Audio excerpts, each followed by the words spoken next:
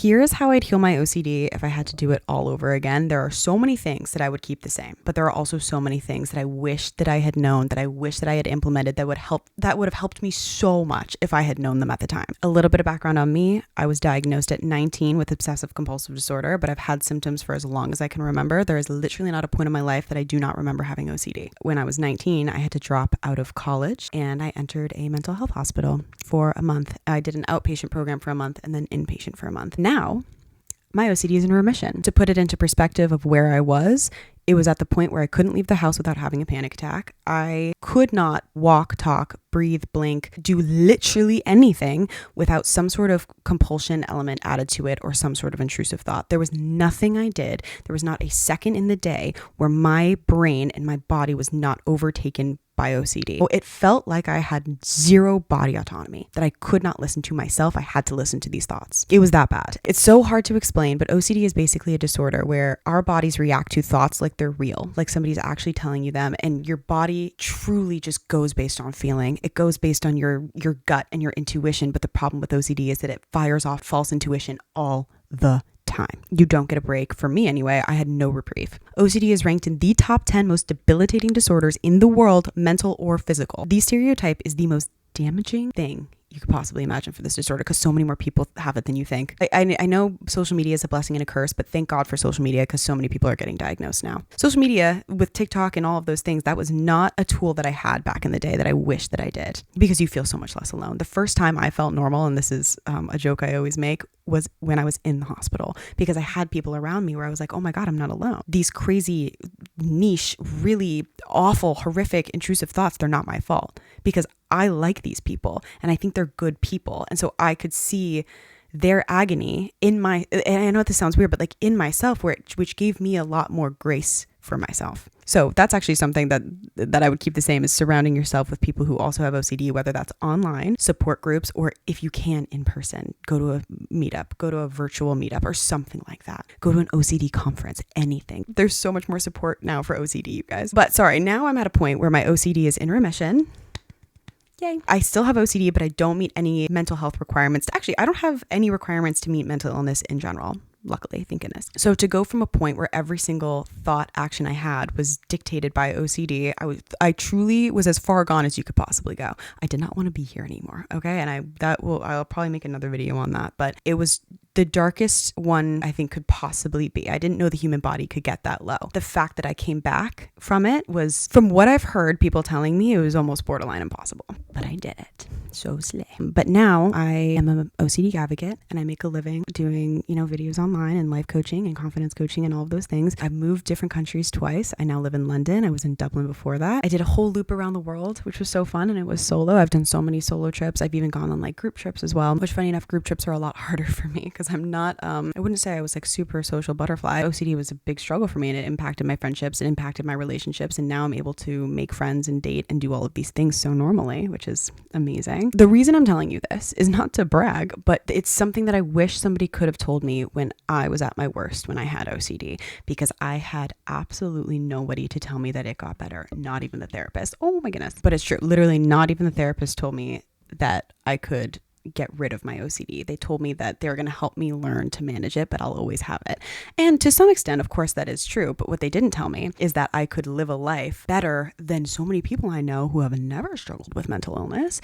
Do I have bad times, bad months, bad days? Of course, because we're human. Bad things happen. But typically now it's situational and it's not actively because of my OCD, which is crazy because my OCD ruined my day, ruined my moments, ruined my life for 19 years. And I always say, I'm like, the therapy that I got, which is exposure therapy, did not give me my life back. It gave me a life. I would not be here today if it wasn't for this specific therapy. You know what? And I'll start with that. This is the first thing I'll start with of things that I did that I would keep the same is get a certified OCD exposure and response prevention therapy therapist. Talk therapy can make your OCD symptoms worse. It made mine worse. It's made so many people that I know and love worse. If you are not with a certified professional OCD therapist who does exposure and response prevention therapy, you have to get another one. I don't care how nice they are. I've had so many nice therapists that then gave me a compulsion to cancel out my other compulsion. And they say that they treat OCD. This therapist literally said that she treated OCD. She shouldn't. She's not you have to be specialized in it. That is just the one thing that I really, really, really urge you to do, especially if you have a child with OCD. So that's number one. Number two is I would go above and beyond the call of duty of what the therapist is telling you to do. A therapist is going to give you what they think you can handle. But if you're like me,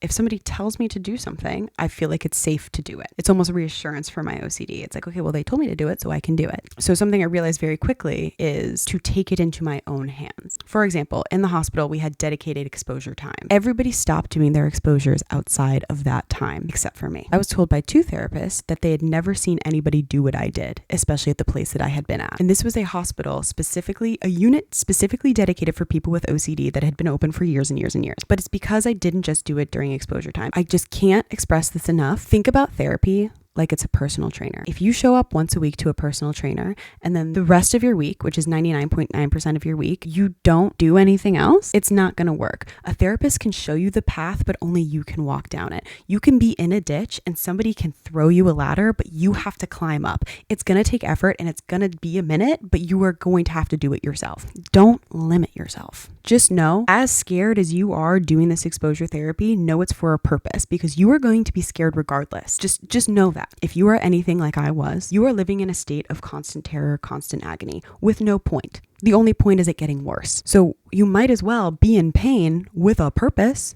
It's like at least this pain, there's a light at the end of the tunnel. With OCD, sometimes the pain was too much, which is why you do the compulsion, whether that's mental or physical. And the compulsion gives you immediate relief. People, you're like, why am I doing this? I don't know why I can't stop doing compulsions. Of course we do compulsions. If anybody was like, if you just tap the table 3 times, or if you avoided a certain thing, or if you didn't wear this XYZ, and you got immediate relief from the agony that's inside of you, literally there is not a person on the planet that would not take that would not do that. This is our coping mechanism. This is what we do. Like, we are filled with anxiety, and the second we do something, it's gone.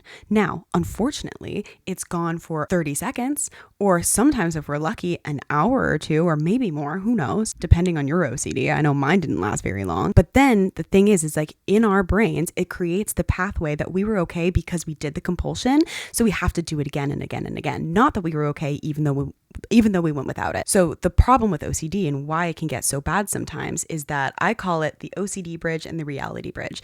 And if your OCD is really bad, it means that you constantly are crossing the OCD bridge. And so that is the only way that your brain thinks that you're safe. To get rid of this, basically, is you have to start crossing the reality bridge. And the thing with the reality bridge is it's weak because every time you cross a bridge, mentally think it adds a layer. So this bridge is thick. It has so many layers after years and years and years of crossing over it. So the first few times you cross the reality bridge, it's going to feel very flimsy. So you can't just do it once because it adds one layer. You have to keep on crossing that reality bridge and taking away layers to put it onto that reality bridge to prove to yourself that you were okay even though you crossed this bridge, even though it felt dangerous, but it's not dangerous. This one's dangerous. Okay. So now I'm going to get back into things that I would keep the same. Another thing that I would do is I would research OCD. And there are 2 books that I think would really, really help with this. It's Rewire Your OCD Brain. This was the best book I've ever read on OCD. I read it when I had relapsed a few years ago when I was really, really, really struggling to get back into exposure therapy because it does take a lot. And I'd been doing it for like years at that point. And I had just taken a bit of a hiatus from exposure therapy because I was in a very toxic relationship, a toxic environment, and I just kept on giving myself a break. I was like, you know what? Today has just been so hard. I've just been going through a lot. The last thing I want to do is an exposure. The biggest lesson I've ever learned. Never in my entire life will I take away my exposures ever again because it keeps on, every time you do it, it makes it harder and harder and harder to go back and actually do the exposures. So I probably did that for a year and I basically relapsed. Not fully, but pretty deeply. So when I came out of that situation, I was like, I need to figure out something to help ease me back in. And I found this book and I read it and it changed my entire life. It changed how I viewed my brain, how I went about things. And it's the #1 book I recommend reading. A bit sciencey. I audiobooked it personally. Best book you'll ever read. Second one is Imp of the Mind. I read that right before I went into the mental health hospital and it educated me so much. Oh my God, a cat. my God, okay, cute. It educated me so much on OCD, what it was, exposure therapy, and it got me ready to do exposure therapy. That I will say as well. So those are my two main books to help kind of understand your OCD. Because I know that's a huge avoidance thing as well for us, is that we don't want to look into the disorder because we don't want to re-trigger ourselves. Think of it as an exposure. You should be trying to trigger yourself. That's another thing that I would do. And this is the biggest piece of advice, is when you feel anxiety, I want you to go towards that anxiety. Unless there is a physical reason why you should be scared, like it's a dark alley and there's somebody in there, I need you to go towards it. Because I used this example the other day, but if you are crossing a meadow and there's a few people in the meadow and something inside of you is telling you not to cross the meadow, and it feels like intuition and it feels real, and it's like, if you cross that meadow, something bad's going to happen, or somebody's going to hurt you, or whatever it is, or somebody that you love is going to die. I need you to cross that meadow every single time. Do it twice, do it 3 times, do it every single day after that, because you need to prove that you were okay even when you crossed the meadow, and not that you were okay because you listened to your OCD and your anxiety and your feelings. Your feelings are BS. I'm telling you that right now. If you have OCD, your feelings should not matter if you are in a state of heightened emotion. Another thing that this was the biggest thing I noticed when I was at the mental health hospital, between me, honestly, and people I noticed that were not getting better. And then there were people who were either staying the same or maybe getting a little better and whatnot. But the biggest thing I found from people who were not getting what they needed, and it had been their 3rd, 4th, 5th time there, it was that they complained about the exposure therapy. Do not bite the hand that feeds you. Do not speak what you are feeling about this therapy that is helping you, about your disorder that is, such a nightmare. And I understand it. And to an extent, you can vent about it and whatever. But every single day, if you keep on talking this negativity into existence, you are going to start thinking that you don't need to do it, that the thing that's helping you is actually the villain. And I know I said this earlier, but think of a person at the top of the ditch that you are in, that you've been in for years, throwing you down a ladder, and you're like, this guy just threw me up a ladder and he couldn't have called a helicopter? Like, are you serious right now? It's like, I have to climb up this ladder. It's just kind of ridiculous. Like, that is how I started viewing that. And I want you to start viewing that too. And yes, obviously I know exposure therapy is hard, and like, you should be allowed to be frustrated sometimes and give yourself a pity party and all of those things. But on the day to day, I want you to thank it. I don't want you to villainize it, because if you villainize it, you will do it less and you will almost give yourself an excuse to not do it. I literally I removed myself from situations where people were negatively talking about their therapy. You can do anything that you put your mind to, and do not dare let your words try to convince you otherwise, because they are just words, they are just feelings, they are not fact. Your brain, this is a scientific fact, your brain believes what it repeats, not what is true. And so if you keep on telling yourself that exposure therapy is hard, it's the worst, it doesn't do anything, XYZ, like, you're never going to get better, blah, blah, blah, you're going to believe that. You're going to literally start believing that. Start saying out loud when you start having those thoughts, because you can't really think and speak at the same time. It will interrupt the pattern where you're like, no, I do like exposure therapy. This is helping me. This is for a purpose. At least I'm anxious for a reason. God, I'm so passionate. And another thing. Now, these are some things that I would have done differently, or added, or changed around, or incorporated, or whatever. The first one is that I would go in with the mindset of giving it my all for 2 to 3 months.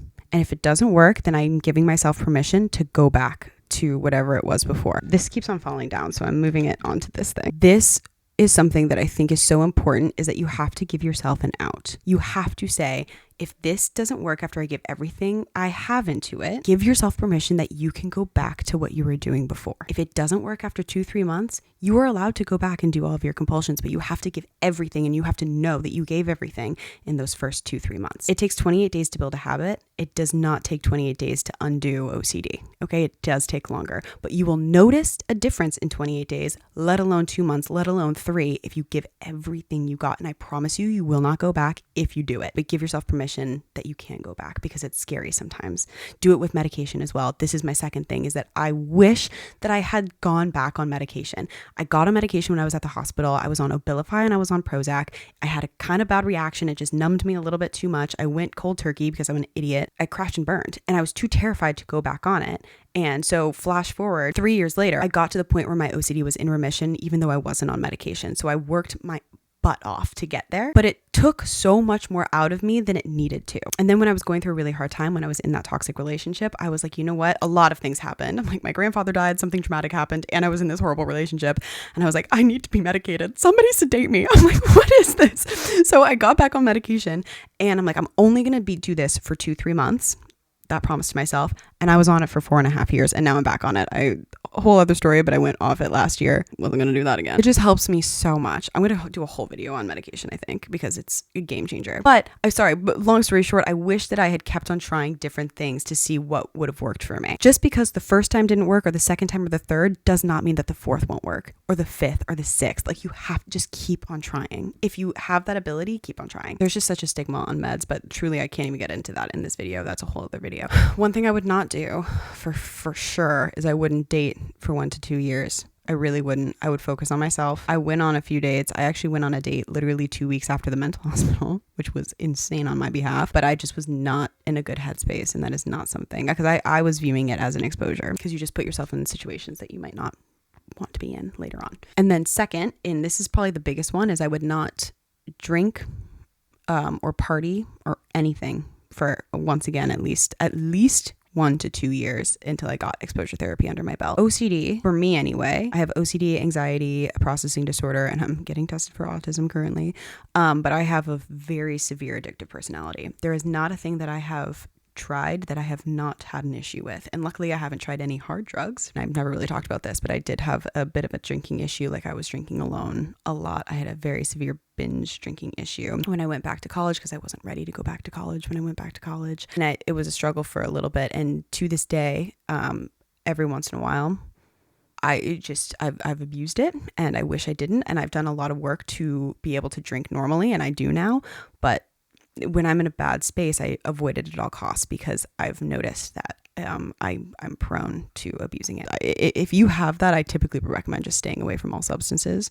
And that might be something that I do later on. But I read a lot of books on addiction and things like that. And I did it as another element of exposure therapy when I was in a good headspace, and it worked out. But sometimes it really doesn't. So this is a really big one. And I would say I'm not somebody that gives myself a lot of grace. And I wish that I had. I do now. I really do. And I really try to. I really try to see things from my perspective as well, and not just from other people's perspectives, or not just what I think other people view me, because it's always way more negative, I've found, than the way people actually do view me. Can I speak? But OCD, think of it like an onion, because there are so many layers. And when you peel back the first chunk, because I always said, when I put so much into exposure therapy, I got so much out of it, and I got a huge chunk, and I felt like I was better. I felt like my OCD was in remission and all of these things. And I started slowly realizing that it was incorporated into a lot more than I just thought, than surface level things. And I started getting deeper and deeper and deeper. And it took me years to truly untangle the web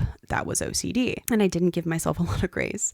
And I, once again, fell into things that I shouldn't have fallen into. And yeah, my depression got worse. My eating disorders got worse. You just have to be aware now that it's going to be 10 steps forward, 4 steps back, 7 steps forward, 3 steps back, 4 steps forward, 1 step back. Like, it is going to be a constant this, okay? But you're never going to go back to the start.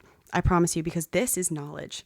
And like, you build yourself a buffer, right? A plane doesn't just fall out of the sky and hit the ground. It doesn't go, it goes, I don't know if that helped or not, but you know what I mean, where you have room to fall. Okay, if you put in the work, you have room to have a few steps back, and that is okay. And that happens. That's life. Everybody does it. Nobody starts a New Year's resolution and is perfect the entire way through. I always say aim for an 80% success rate. You never have to be perfect all the time. Nobody's expecting you to be. You shouldn't expect yourself to be. And I know that there's times where you aren't going to feel like it's enough, or that you are plateauing, and that is okay. I've had years in hiatus where I've just been treading water and I haven't been swimming. And that is okay. Sometimes you get tired, and that's normal, and that's part of recovery. But no matter what, even though I'm treading water, I'm not at the bottom anymore. I don't have an anchor around my neck pulling me down. So I'm still like, I'm breathing, I'm just treading, and that's okay. And I'll start swimming at some point, and I know I will. You have to believe in yourself. That's the biggest thing. And that's something I do, is I do believe in myself. You have to start talking to yourself like you believe in yourself. You know you can do anything. If you can live with OCD, I'm telling you right now, you can do anything. Living with OCD makes you one of the strongest human beings on the planet. You can get through anything. You can tackle anything. It is the most debilitating disorder in the entire freaking world. Top 10. You have to give yourself credit where credit is due. I used to always think, I'm like, oh my God, like everybody's so much further ahead than me, and XYZ. Yeah, of course they are. They don't have hurdles in their track. They just have a straight shot to the finish line. I'm out here like jumping over hurdles, and it's like, oh, a brick wall. Nice. Where's a rope? I can figure out my way up. Like, there's so much more that you have to go through, but you also have so much more life experience, so much more knowledge, so much more things. You have more resilience in your pinky than most people do. I promise you that right now. You have to just give yourself that credit. I'm on such a ramble right now. On to the next. Oh my God. This one is one of my biggest ones, is I wish I did this so much earlier. Exposure therapy should not just be scary. You should use it for things that you want to do as well. Some examples for myself: skydiving, swimming with sharks, bungee jumping, moving countries, traveling solo. Like, there are so many things that should scare you, but like things that you've always wanted to do that your OCD has kept you from. And I'm going to be 100% honest. Some of these things aren't going to go well, and that's okay. And that's life. But the point is to still go, because 90% of the time it's going to go well. Or regardless, you're going to come back and feel so much, be like, I can't believe I did that. Like, what an experience to have. No matter what, you're going to have that memory and that experience of what you've always wanted to do. And that's worth any level of fear in my book. It's better to have a Rolodex of memories, even if you were scared to do them, than no memories and still being scared to do them. It gets easier every time, I promise. This one is something I, funny enough, learned recently, and it's removing yourself from your OCD thoughts and creating it, making it a person. And I saw something the other day where it's like, I made my anxiety a man. And I was like, that's hilarious. I'm like, mine's gonna be named Derek. And I'm like, relax, Derek. But it's like, why would you let a man or Derek or whoever you don't like tell you what to do, tell you what to be scared of? You know that there's people in your life that they give you advice and you're like, I don't want your life. Why would I listen to you? That's Derek. Okay. But sometimes you're like, how can I tell it's Derek? If it comes in the form of a question, a what if, I can almost guarantee you it's Derek. Derek loves to freak you out. If you are scared, if it's going based on feeling or intuition, it's probably Derek, especially if you were in the midst of OCD, or if you're having a flare up, or if you're just in the thralls of it right now. It's Derek. That's another thing. This is another thing I wish I did differently, is that I wouldn't have trusted and I know I said this a bit earlier, I wouldn't have trusted my feelings. Or I should say, I guess, my feelings of fear, like my feelings of intuition and my gut, unless there was fact behind it. Like I said, like the dark alley, like a murderer, like, something that's common sense. I don't listen to my intuition, especially future based. It's like, well, if you don't do this, this will happen. Derek? Like, what are you doing here? That's what I want you to think. If there are reoccurring thoughts in your brain as well, I want you to label those as Derek. I want you to separate them. And like, I have this thought. Okay, it's like, why do I have this thought? It's like, well, it could happen. Okay, could is OCD. What if is OCD? If you don't do this, that is OCD. If somebody is actively telling you right now, if you jump in that water, it is filled with electric eels and you are going to perish, that's not OCD. That's not your gut. That's not intuition. That is a fact. I want you to only go based on fact, because something I also recently learned, I'm going to tell you a tiny bit of a little story, because this is something I can't believe that it just came to me after 8 years of exposure and response prevention therapy. I was like, how did I never clock this before? When you're doing an exposure, or when you are having a fear, I want you to think about what you're thinking of. For me, when I found a lump on my breast, I started thinking, this is not OCD. This is real. I've never in my life felt like this before. Ever in my entire life. This is it. This is the end. I know for a fact with 100% certainty, this is cancer. Guess who doesn't have cancer? All right. So after I got my ultrasound, mind you, this is the third or fourth one I had gotten. It clicked with me, because that night I started going, well, what if they were going to email me later? What if he made a mistake? What if I should get a second or third or fourth opinion? What if I should get it done XYZ? And then I was like, oh my God. This is my OCD. Like, this is the disorder they were talking about. Because beforehand, what I was doing, I wasn't focusing on my thoughts. I was more so focusing on the fact that my feelings were rising and falling, and not necessarily on what my brain was telling me beforehand. And since then, I've had multiple occasions where my brain started being like, no, this is real. No, like, D, this is serious. This is real. This is real. And this is where you need to remove yourself, because I will literally talk to myself like myself. It's like, no, girl, like we gotta panic, And then now I'm like, wait, Derek, WTF? But also, oh my God, remember when I thought this exact thing about having cancer and I didn't? And you might think, like, is that not common sense? After 8 years, you didn't realize, like, the thoughts? No, I didn't. I honestly didn't, because to me, I just had to get through the action. So if I was scared of something specific, like a solo trip, to me, I just had to do the solo trip multiple times to feel like I was okay. I'm like, oh, well, last time I thought I was going to die, so this time I probably won't.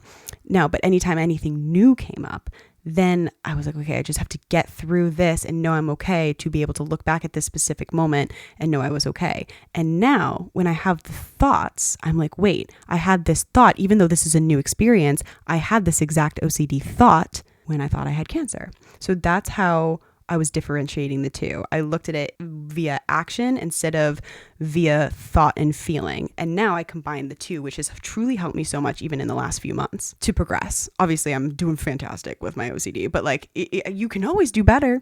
I'm very much that person where it's like, I'm not perfect, so I'm gonna fix all the things that I need to fix, which is kind of fun. It's kind of a fun human experience, I guess, where you're never gonna be perfect, so and there's always things that you're gonna have to work on. And is it exhausting? Yes, but if you look at it as an opportunity to learn and grow, it means that your life is constantly gonna be interesting. But just to piggyback on that, once again, your intuition, that's OCD.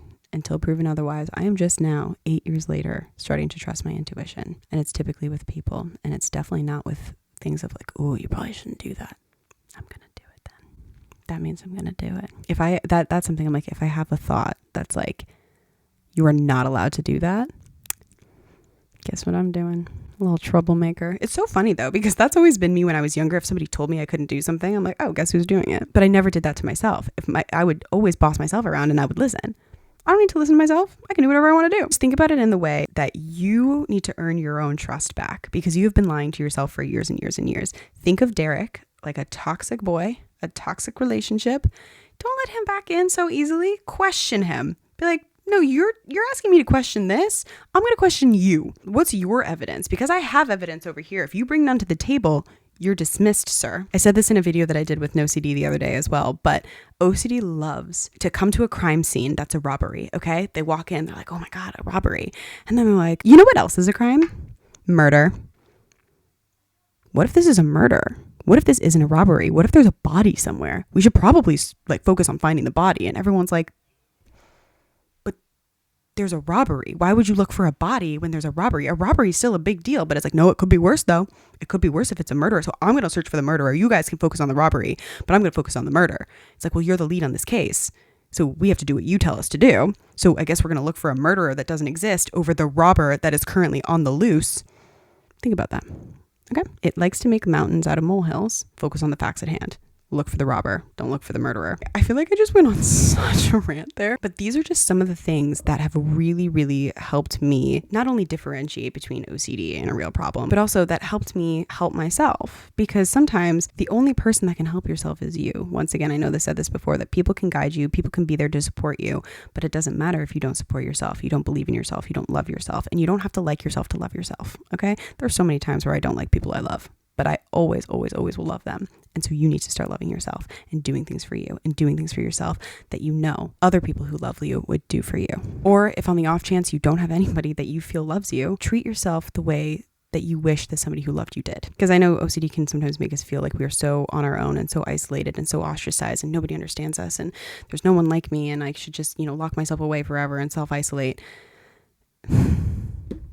I mean, you're more than welcome to, but you might as well do everything in life has to offer before you do that. If you're going to be scared regardless, you might as well be scared doing something that you've always wanted to do. You might as well be scared living life, loving, laughing, and do it on your terms, because forced exposure is a lot harder because it's not your choice. So you're just trying to get through it. But if you start looking at every opportunity, every forced exposure as an opportunity to grow and to overcome this and become stronger, then you are in control. Like somebody says a trigger word, or you have to be in a certain place, or you can't do a compulsion at a certain time. If you start looking at that as something that is happening to you instead of an opportunity to make yourself better, you are going to fall deeper into the thralls of OCD. Start looking at everything as an opportunity and as a blessing.